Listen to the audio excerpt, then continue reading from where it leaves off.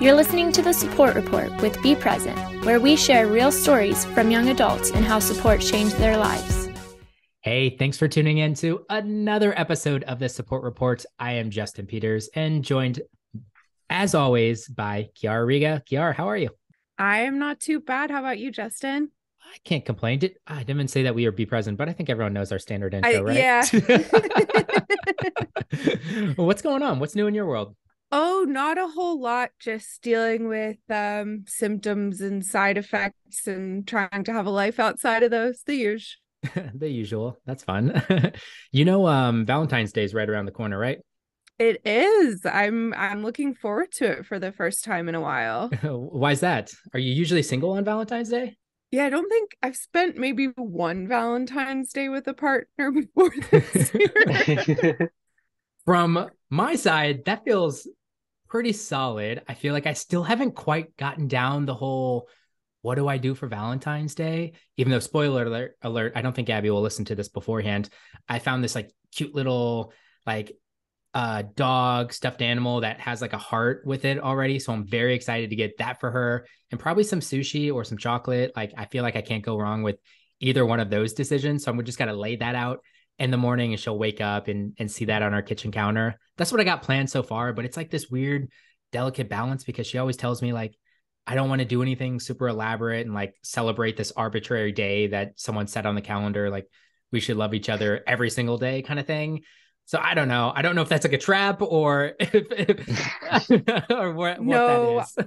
I totally get it. I feel like Valentine's Day is one of those holidays like New Year's where like it's just so overhyped and you like have to do something and everyone's trying to one up each other, but really what's the point of all of it? Definitely. So I don't know. We'll tangentially talk about podcast or about Valentine's Day. So let's shove a guest intro in there. Super special guest that we have on the podcast today.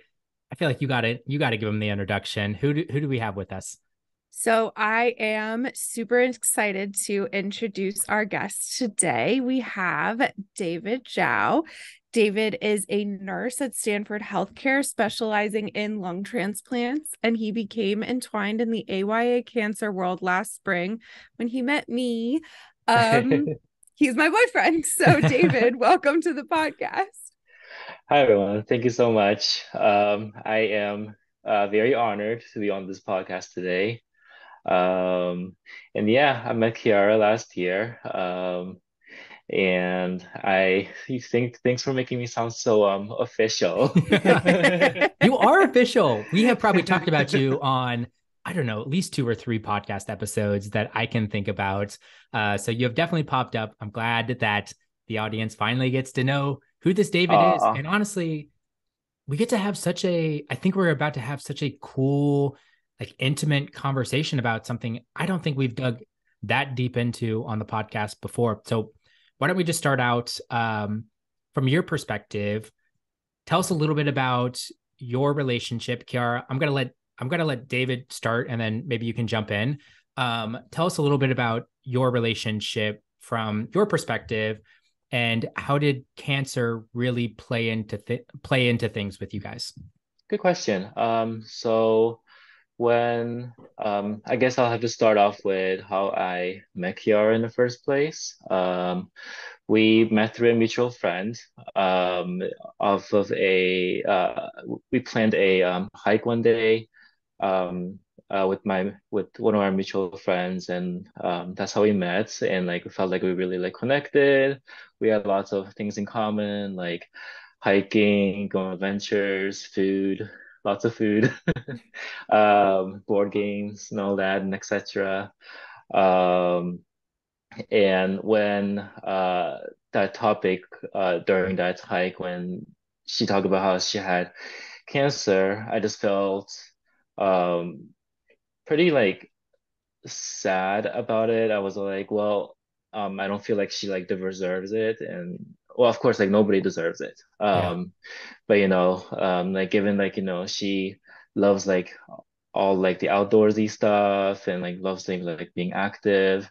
I just felt that like well, cancer sucks, and that like going like forward like over like the years, I know like what that does to your body, and um I just felt like a lot of like I just felt like I wanted to, help her in a way, and then be like a really like supportive like friend. In some ways I didn't really like know how, and given like our really good connection, I just could not stop talking to her like day by day. I felt like I really liked her, Cute. and I kind of started playing the cancer as like secondhand. Like I didn't really see Kiara as like, oh, the cancer girl or whatever. She was always like a person to me, and I always like respect her, treat her as like just like a normal person. And like a great one at that. Kiara, from your perspective, was there sparks, or was this just a friendship? And then I definitely want to bridge into the conversation around your diagnosis, of course, with cancer, and your thought process around long-term dating. Because I'm guessing you might have a little bit of guilt in there of like starting a relationship with someone that you're not exactly sure when cancer might play into that. Is that fair? Yeah, absolutely. I mean, I kind of, when I first got diagnosed, I think I went on like a date or two, and every time it just ended catastrophically, and you don't know when to talk about cancer. And so I just kind of came to a conclusion that, like, you know what? I have a full life as it is. I don't need to be out there, like I don't need to disappoint myself. It's a lot for someone to take on. And like, honestly, I don't know if I'll want to keep this in the podcast, but I honestly feel that like if I were on the other side of it, I don't know that I would be selfless enough to choose to date someone who I knew had a terminal illness like what I'm dealing with now. Like while I'm at this point, sure, but before then, that feels like a lot to take on. And so I kind of internalize that as like, well, you're not going to find anyone, so just make your life as full as it can be without it. And so when I met David, I almost, like, we were friends for a while. I liked him from the beginning, but I almost, like, I didn't trust it. And so we started like hanging out and talking every day in like April. We didn't get officially together until August because I basically felt like I needed, this sounds horrible, but I needed someone to prove, like, I needed him to prove to me that he was, you know, gonna, he understood what was coming and that was still okay with him. And so, yeah, I kind of kept him at arm's length for a really long time. But I also think David, being a nurse, he has a very unique way of looking at these things, and he's seen it all. And I think the day, I'll have to pull up the text and maybe I can put the screenshot somewhere, but the day I decided that I was like, okay, we can go for it, was when I said something. We were talking about, like, it was like a will we won't we kind of conversation. And I was like, okay, but like, why? I don't understand why you would sign on to be with someone who a doctor is told has maybe 10 years from diagnosis to live, right? And David wrote back the most like emotionally intelligent thing I've ever read, being like, well, nobody knows how long we have. And I'm gonna totally butcher what you said, David, so I will It's all find right. the text and we can put it in the show notes or something. But yeah. David, Yeah. what's the response to that? Yeah, that's totally fair how your mindset was at that. And given um quite honestly, like given if this was a few years ago, I would probably like do the same thing. Like there's like so many like other like people like out there, and etc and stuff like that, and like I don't think I'll be able to like sign up for something like that if I want to have like a very long like future with somebody. But I think like being in healthcare and kind of knowing like the realities of just like people and how people are like when they're like sick and etc. and things like that.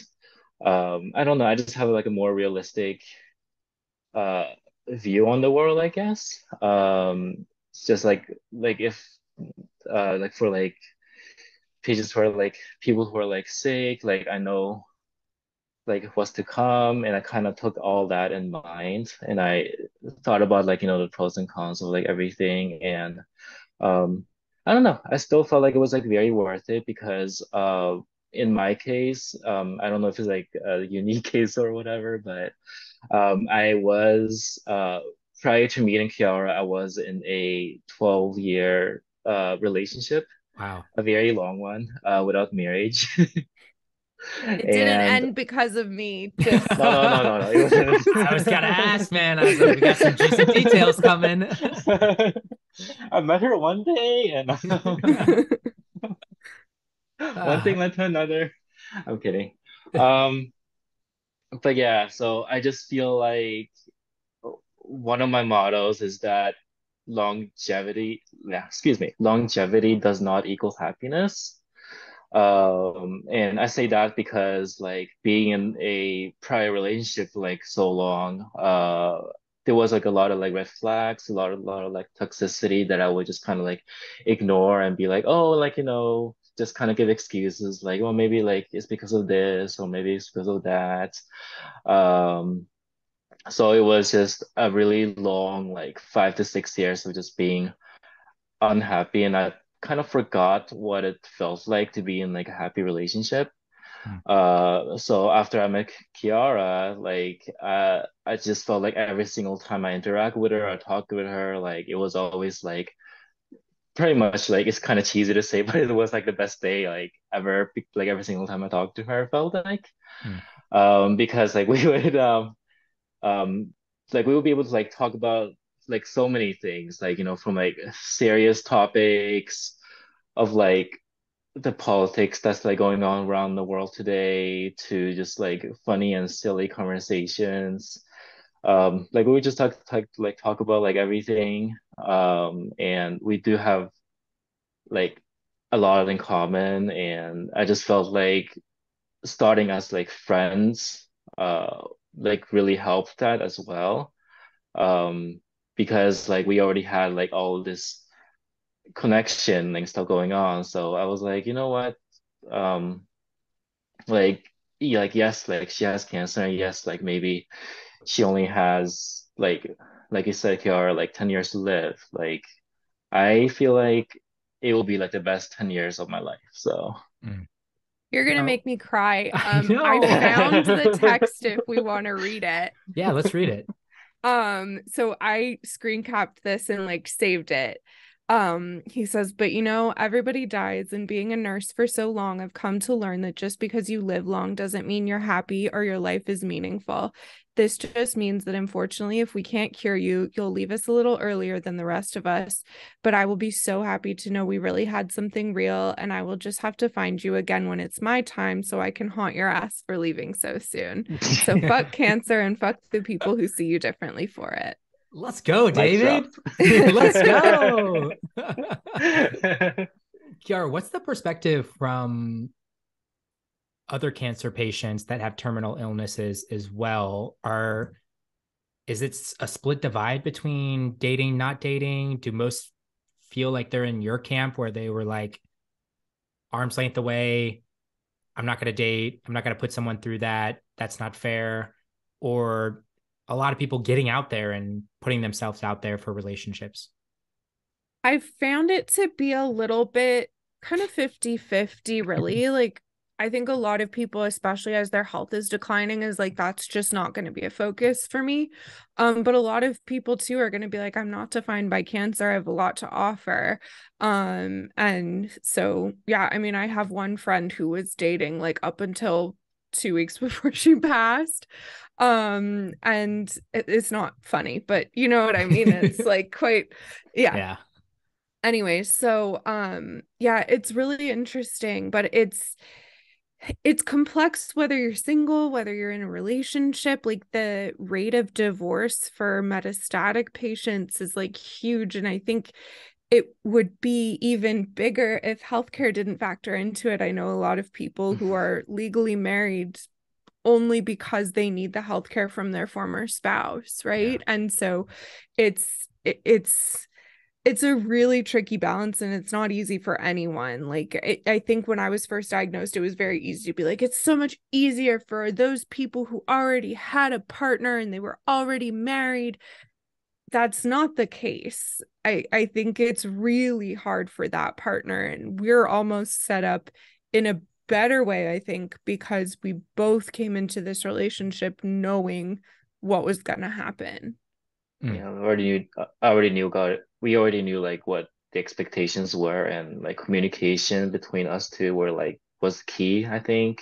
Mhm. Because every I mean we still do this, but every like couple week or every 3 weeks or so, like we'll have like that serious conversation of just like, hey, like, how are you doing? And like, how is your energy levels? And like, do you think like, I want to do this like one activity, like what do you think about it? Like, do you think like you'll be able to like do that in terms of like energy, or just like how they will kick COVID into this conversation, like COVID safety and just like not isolation, excuse me. Just like being in like large crowds and stuff like that. Um and yeah, I just felt like communicating all that between us is like very important, and I feel like that's what's making things work out really well right now. Are I you think ever compromises as well has been really important because, like, for instance, he really wants to go to Disneyland. I love Disneyland more than anything, but between bone mets, like, I probably shouldn't be on big jerky rides. And then just the sheer amount of people who are there, like, it doesn't feel like the right thing for me. But he had a trip this summer or this fall that he was going to go on with friends. It didn't end up happening for other reasons, but like, I was very much like, as much as I would love to experience this with you, I probably can't. So go with other people, where I feel like a lot of times it's like, no, we're going to do this together. And then that just leads to resentment of like, they're missing out because of me. Like, I try to make sure that he's missing out on as little as possible. It's not always easy, but David, how do you deal with are you ever frustrated, I guess, by some of the limitations, or is there always a great working balance between I know what she is, where she's coming from and her limitations, and if she says this thing, then I can't push back on that. um I think there's definitely some I feel like there's definitely like some frustration to some degree, right? When they are things that like I want to do, and that like I wouldn't feel like comfortable doing given that I'm like dating Kiara. But I feel that whenever those issues come up, like I do go up to her and I talk about it with her, and we eventually like try to work something out, like to compromise somewhere in the middle. Uh, Something that we talked about in the past that we haven't like done yet. Like if I do go to, for example, some large crowd event where like I might expose myself to like big groups of people. Like I'll try to, for example, like isolate myself for like a week just to make sure I'm not symptomatic or I won't get like her sick. But also at the same time try to like time it when she's also busy and she doesn't have enough time to see me anyways. She just yeah, just kind of like that's just like one of the examples that we like try to work out. It's not easy, but we're trying. Yara, how do you approach the conversation around mortality? I'm guessing this was not just a one and done discussion before you started dating, right? This is an ongoing discussion. no, it's something we talk about all of the time. I don't remember how I first brought it up. I'm sure he had some idea, just knowing that like stage 4, he's a healthcare worker, like, you know what that means to a degree, right? um But I think, I don't know, we've kind of just been really, really open with each other as much as we can be about like fears of that. And it's been good. Like it comes up fairly often. Like recently we were talking, we both really want to see all 63 national parks.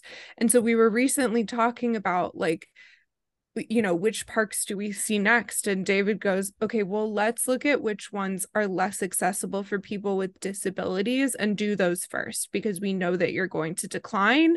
So let's make sure that we hit the ones we want to hit that you might not be able to if you do, like if things do trend towards the worst, right?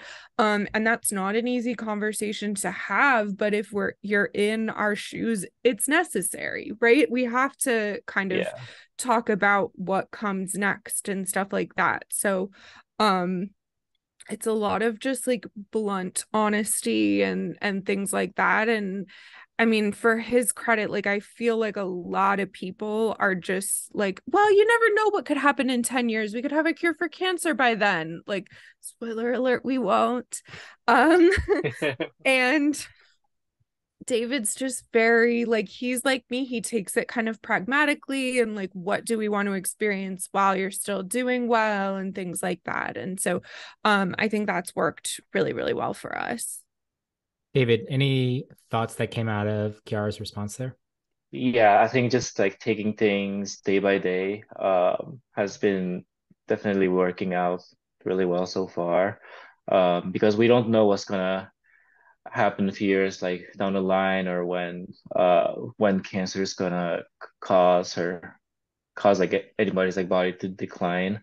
So I try to just I try to like take it like a little bit more creatively. Like for example, with the whole national parks thing, like, hey, like, national park is pretty accessible, but there are like definitely harder national parks that aren't as like accessibility friendly, if that's a word, handicap friendly. So like I want to tackle like the quote unquote harder parks like first, and then like do the more accessible ones like later when she declines. So at least then we can still get us close to like getting our bucket list like completed. Um, and in Yeah, and in terms of like mortality that you were talking about earlier, I feel that having a support system is key. Just having like other people that you can go to like talk about, like your issues and like just like the things that you need to like work through. Of course, I go to Kiara with stuff, but I also like started well, I've been having a therapist for a while now, that I can go to her like with issues that I can't really go to like Kiara with sometimes, and just kind of like working with that therapist and just like with my other support system with friends, family to kind of just get to like a mindset where I'm content to be like, hey, like this is like cancer is really shitty. Like it's going to take her life eventually, and she's like pretty much the best thing that's like ever happened to me. I don't want to ever let her go, but like unfortunately we have to face reality. So I just feel that yeah, just like having like somebody to like work through like these like problems and staying just kind of like staying present in the moment has is just like way more valuable than like thinking about like a million what ifs of what may happen in the future. And I felt like just like weighing upon all that, I definitely felt like I wanted to still like date her despite her diagnosis, because you're not a diagnosis. You're a person. Hmm. I think a lot of what David said there really speaks to why Be Present exists in the first place. Like I've said it many times on the podcast before, being a caregiver is harder than having cancer. And I truly believe that. And like David's not my primary caregiver right now. We don't live together, but obviously as a partner, you're so close to that I think it's so important for anyone who's that close to have your own therapist, your own support system, because I know that you deserve all the support in the world. But when we're talking about my cancer, I can't be supporting you and myself. And so, I kind of brought up that, like, okay, going back to therapy, I think is a really good thing for you if we're going to do this. And right away, he went and made an appointment. And I think that was really, really key because he has someone to talk to about all of these things. And it doesn't feel like I'm a burden. Like, I think that's the biggest thing is he's never made me feel like I'm a burden or I'm too much. So what's the next national park then? What did you guys decide on? Um, The next one, I guess, is Yosemite, but we I think have to Yosemite. plan. Yeah, we have to plan more because we've only got two officially booked this year.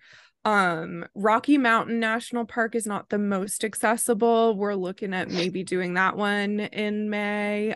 So we'll see. Well, keep me posted. I'm so jealous of all your national park adventures. Have you gotten David into the cancer joke space, the dark cancer comedy aspect? Or is that too I far for like him? no, I share stuff on my story all the time. And then like I noticed the other day, I like looked over his shoulder while he was on Instagram and he was following some of those accounts. And so I was like, oh, okay, you got yourself there. I like The it. humor is quite similar to the Dark Nurse humor, so I appreciate it. I can appreciate it.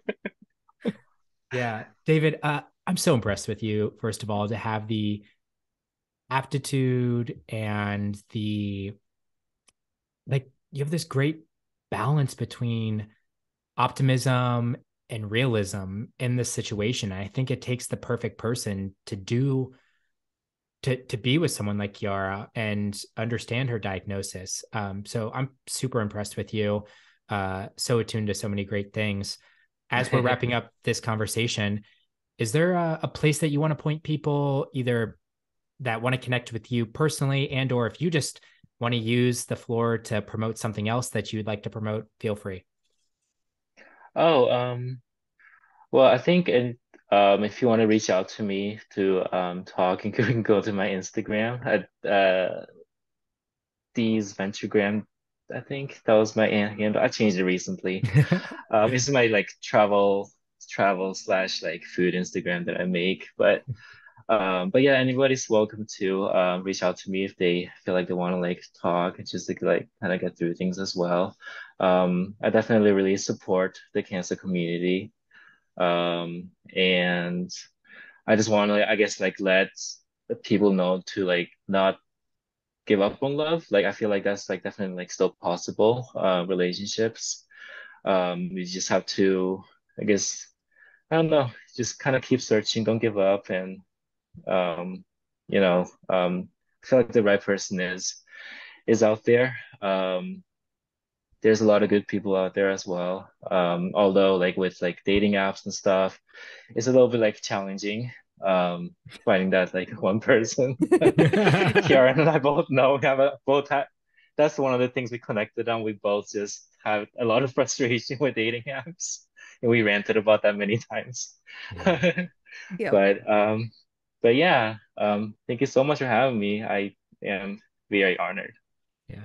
Gary, you want to round us out? Any other questions you'd like to ask, threads that you'd like to pull on, and then feel free to conclude us out here. Yeah, David, we ask our guests, every guest on the podcast, what they think great support looks like. So from your perspective, what is great support? Um, I feel great support is just having kind of like in the kind of like what we've already talked about earlier, just having somebody or a network of people that you can really go to, and just kind of having that like emotional intelligence of like you go to that person and you you feel like when you're talking to them they're actually like really like listening to you, and like if you want advice they will try their best to give their advice, but just kind of like being like a really like, good listener and just kind of like being there.